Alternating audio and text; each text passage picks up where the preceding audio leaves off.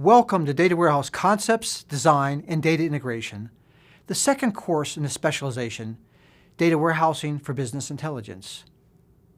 I'm excited to be your instructor for this course that will start your learning journey about data warehouses. My involvement with database technology and education spans more than 35 years in academic positions, consulting, and research. My work in this course is a culmination of teaching data warehouse development for 15 years, along with writing a supporting textbook and conducting research projects.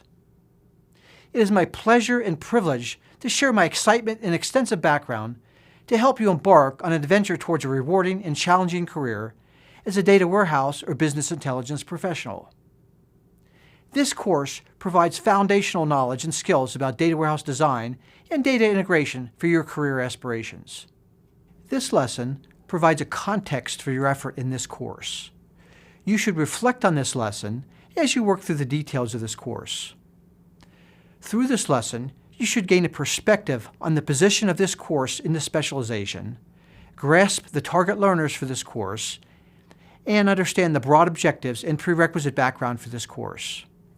The specialization, Data Warehousing for Business Intelligence, provides a unified and comprehensive foundation about data warehousing and business intelligence.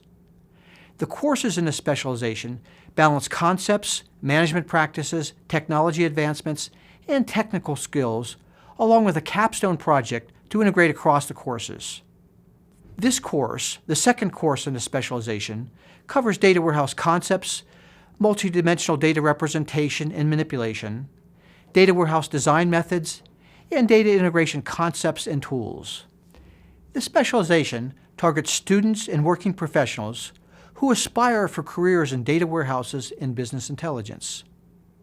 These careers require background about data warehouse concepts, multidimensional data representation, data warehouse design methods, and data integration.